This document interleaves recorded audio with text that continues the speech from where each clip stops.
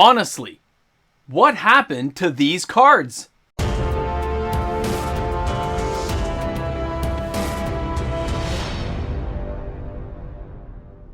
One moment, a Magic card is sailing high. Everyone loves it. It's amazing. And the next minute, that card is completely worthless. Welcome back, everyone. MTG Moxman here. Thanks again for hanging out with me today on another card watch video. And that's exactly what can happen in the world of Magic. In this ever-evolving landscape of the game, a card can be absolutely amazing. People think a great thing is just going to happen when this card gets created. And then nothing happens to it.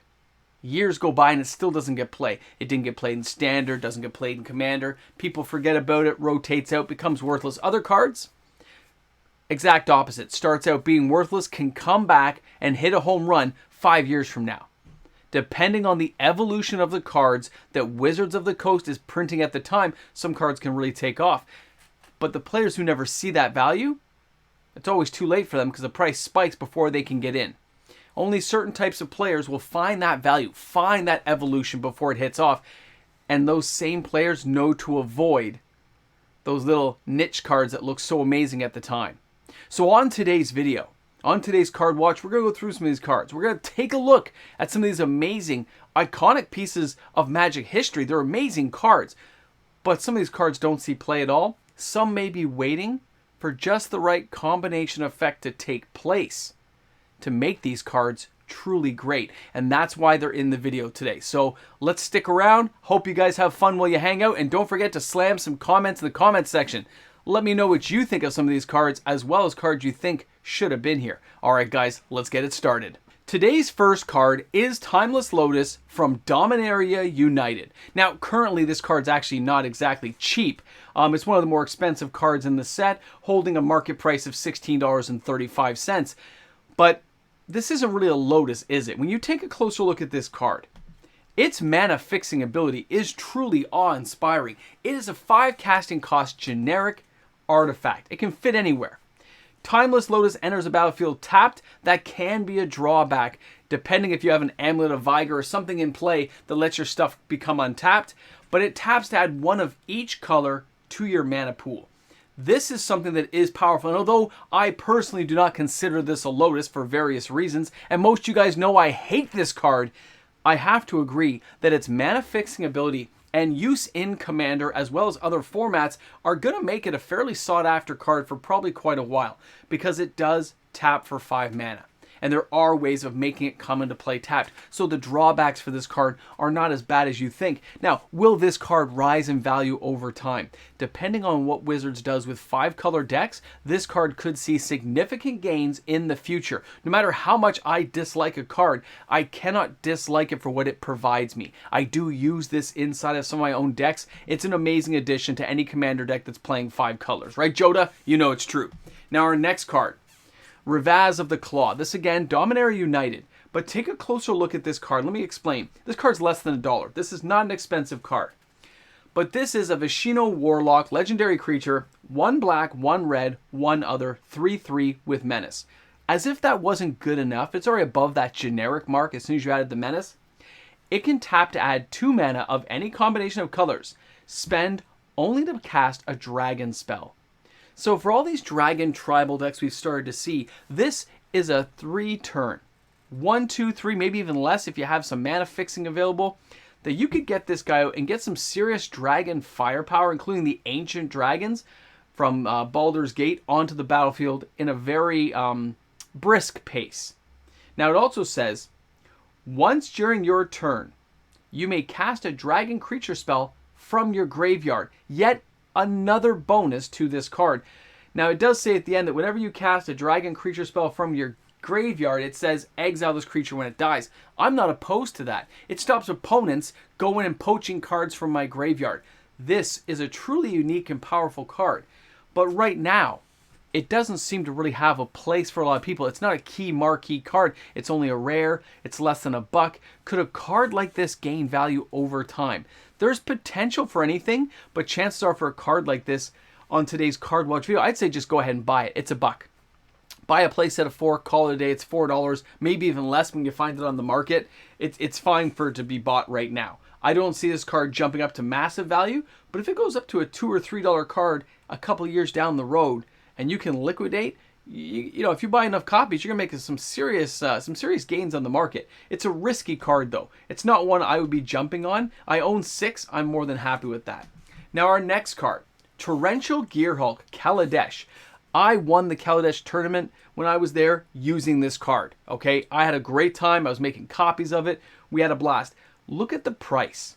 Look where this card went after 2018. Few little reprints and things appearing. This thing shot down to basically worthlessville. It's not worth anything. It's $2 a card. But is it worth anything? It's a 5/6 for 6. Not exactly an amazingly powerful card, but it does have flash. And it does say when the Torrential Gearhulk enters the battlefield, you may cast target instant card from your graveyard without paying its mana cost. If that card would be put into your graveyard, exile instead. Think about all the amazing cards that are instants that could be in your graveyard. Setting this card up for the right potential, the right power level to be used, it really does work pretty well in Commander if you get the right deck build around it and, you know, define yourself by going and looking for cards you need to make your game hop. I like the card, and for $2, you think I wouldn't spend $10 buying a playset of near mint, like 4 of them? Maybe even go after the Kaladesh Invention versions if you want to be a little flashier. I just think it's a great card for the price range, and it does have potential to be used at least in future. I don't see it going above the $5 mark, but you never know what could happen with cards like this because that flash ability and the fact it's going to dredge through your graveyard, for instance, it's nice. Now our next card, Teleportation Circle. I asked about this card when it first came out. I saw the potential for cards like this, and allow me to explain. This one's a little more expensive. It still does get play now. But what's the future of a card like this? Is it going to get reprinted right away? Do we have a few years between printings? I mean, this is from Adventures in Forgotten Realms. When you take a closer look, a 1 white, 3 generic enchantment, and we know how popular enchantment decks are becoming. At the beginning of your end step, exile up to 1 target artifact or creature you control. Then return to the battlefield under its owner's control. So think about the Meek Stone, Might Stone. Every turn, you could be drawing 2 cards or giving a creature a -5/-5, and you don't have to pay anything. It just does it automatically. There is potential for cards like this that have static abilities that you can offset every turn by not paying continuous mana cost to make it worthwhile. Is this worth the $8? Absolutely. Do I think it'll get reprinted right away? No, I don't. So this card climbing to $10, $12, $15 seems very likely. Buying a play set of 4 now while it's a cheap price seems to make sense to me if it's a card you're after for a deck construction build that you might be thinking about. Now our next card, Halfdan. This is a reserve list card. Now, I looked on TCG Player. I've looked at the sales. It still sells some copies. You can get it for $38 on TCG Player. But I mean, this card's been $130, $140. Let's look at what this card does. Now, from Legends, this card is a star for its power level. We'll explain. 1 white, 1 blue, 1 black, and 1 generic. So a 4 casting cost card. But look at the mana fixing you have to make it work. It says when Halfdan enters the battlefield, it's a 3/3 creature. During your upkeep, Halfdan acquires the current power and toughness of target creature other than Halfdan. Now that's interesting. If there are no legal targets, it's still a 3/3. Interesting. So we can copy Eldrazi. We can copy other people's legendary, amazing cards they may have in play. But this card's only $30. You can find it on TCG Player right now for $30. This card is underrated. It doesn't fit into everyone's build. But buying a card for $30 that's on the reserve list, we know the previous price level, and it took a very long time. We took 2-3 years for this thing to finally come back down in price, that it has some staying power when it's bought. And there's not that many copies available out there. It's Legends. It's old school. We're talking almost 30 years, guys. Buying a card like this makes sense to me if you don't own at least 1 copy for Commander. And if you're thinking about using it for those different colored decks. You have to have a multicolored deck. And we know with Triomes and stuff, this is getting a little bit easier to do. So an interesting card that doesn't cost a lot. I think it's good. That price range makes sense. Now, here we have the Spider Queen. I saw such potential in this card. I had friends who talked about it all the time. Look at the release in July of 2021. It fell from $25, $30 right away. hovered around that $10, $12 mark, and it just kept going down from there. It just kept dropping off from there, going lower and lower. Now, when we take a closer look at Loth, and I mean the Spider Queen, Drista Warden, this all fits together. Like the flavor is amazing. But I didn't think this card was very powerful even back then. This thing is 2 black, 3 generic, has 4 loyalty. Does have a static ability that says whenever a creature you control dies, put a loyalty counter on the Spider Queen. 0. Draw a card, you lose 1 life. That's not a bad ability, guys. You know, losing 1 life, especially in a commander game, Super Friends decks, to be able to draw a card, very nice. -3, create 2 2/1 black spider creatures that have menace and reach. Harder to block, can throw them out as blockers for flying creatures. Not the worst card out there, is it? And it still didn't go anywhere. And it doesn't sell a lot of copies, and it's like $3 on TCG Player. Now, you get -8 says you get an emblem. Whenever an opponent is dealt damage by 1 or more creatures you control, if that player lost less than 8 life this turn, they lose life equal to the difference. You lose 2, now you lose an additional 6, regardless if you got hit for more or less. This is a fascinating little study in what could happen with the right cards built around it. Finding a way to get it out a little bit faster. Finding a way to make sure you can get the loyalty counters built on a little bit quicker. Cards with proliferate. You got cards that can put counters on things every turn now. This is not the worst card out there for $3. Okay? But I wish it cost 4 instead of 5. If it did that, 1 black, 3 generic, this would be an entirely different conversation for the Spider Queen. But as they did with a lot of creatures from Dungeons & Dragons, Adventures in Forgotten Realms, they're not really geared for a higher power point. They're geared for the flavor and the ability just to play them for fun. So I like the card. I think $3 is a fair price. No problem with it. I don't see it jumping up unless other cards are created around this card to make it worthwhile. Fun card to have around, though. Now, let's check out our next card. You ready for this one? Here we go. Mox Channelite. I've talked about this card several times, and that's because I have a massive collection of Mox Amber, and people ask me about this card all the time.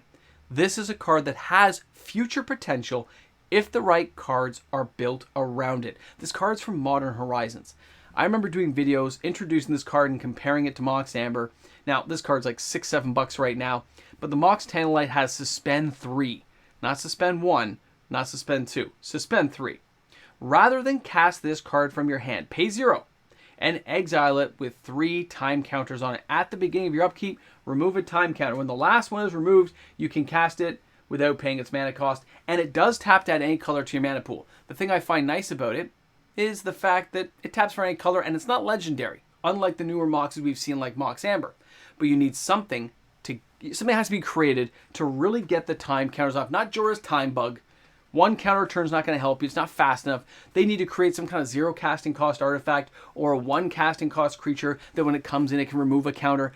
But these things are possible. Wizards has done it in the past, and they don't usually let Moxes sit idle forever. Something will come along at some point, I think, to generate some buzz for this card. It just hasn't happened yet. Remember, this was from Modern Horizons. It's supposed to be played in Modern, supposedly. It doesn't have anywhere near the power level required to play in a Modern deck. But what could happen down the line to make that a possibility? This is when things get a little bit different. Now, the last card I want to share with you today. Here is Alabra's Carpet. Legends card as well. This one reached over $200. It's a little more fascinating of a case study than other cards because older artifacts do cost a lot, but they have some really crazy effects, and this is one of them. The market price at $106 will seem pretty pricey, but when you look on TCG Player, guys, it's $60. Right to your door, free shipping. And remember, guys, I always have to shill for myself on these videos. If you're buying anything on TCG Player, all of my videos have a link that you can click on, take you directly to TCG Player for your shopping experience, but the Moxman's channel gets a kickback of 3.5%, and you guys know I use that to buy prizes and stuff for the channel, so I appreciate anyone who uses that link and helps out the channel. Now let's take a closer look at the card. It's a 5 casting cost generic. It says, prevents all damage done to you by attacking non-flying creatures. You have to pay 5 to use it, by the way. But I want you to think about that. So here we have the carpet. The carpet says non-flying creatures aren't going to deal any damage to you. And there are ways, like Gravity Sphere, where all creatures lose flying. So imagine the combination where all creatures lose flying from something like Gravity Sphere, And then you had a card like this that said, any creature that doesn't fly can't deal damage to you. Well, right there you've stonewalled them, and they're done. And that's where cards like this can come into play. Mostly in a Commander game, where you have time to set up, time to prepare, depending on the power level of decks you're playing with in Commander. This can be a janky, fun card to get. Yeah, it's $60. It's not exactly cheap. But you know what? That's where the reserve list comes in, because it's not coming back around again, and that price point is a very nice level. So when you look at those cards, some of them, perfect pricing, great cards to get. Other value cards there have potential for the future, depending on how things go. And that's the best part about Magic. It's ever evolving. Cards that were once high, now dirt cheap, anyone can play with them. That's a problem with overprinting at times as well. Thanks again for hanging out, guys. Thanks for being here on the channel. Looking forward to entertaining you with the Hot 10 this weekend. That's right, we have the Saturday edition of the Hot 10, the top 10 selling cards, and then on Sunday, it's the reserve list edition of the top 10 sellers. I'm looking forward to it. It's going to be a crazy time. Thanks again for hanging out on the channel. If you're new here, if you just found my channel somehow in this nacho cheese universe of YouTube, don't forget to slam down a subscribe. That's free to do. And give this video a thumbs up. Looking forward to talking to you guys. Have an awesome day. Well, well, well. You're back. We're here. We're at the end. This is that moment. You see these names flying by? These are the supporters of this channel. They're the ones who put down hard-earned money each and every month. The patrons who make this content possible each and every day. There are moments in life you regret. And you wish you could take them back, but you can't. It happened. It had to happen. I have to admit something to you guys, and I'm sorry. These things happen. Don't think less of me. But I gotta be honest. I had a late night board meeting that I couldn't avoid. This filming is very late. And Mrs. Mox didn't get home in time. Poor dog decided what he had to do was escape and have diarrhea. I spent a very long time cleaning to try to make it up to Miss Mox. But I think she's still a little bit angry. These things happen. And now I'm going to pay the penance. I don't know what's going to happen, but I know it's not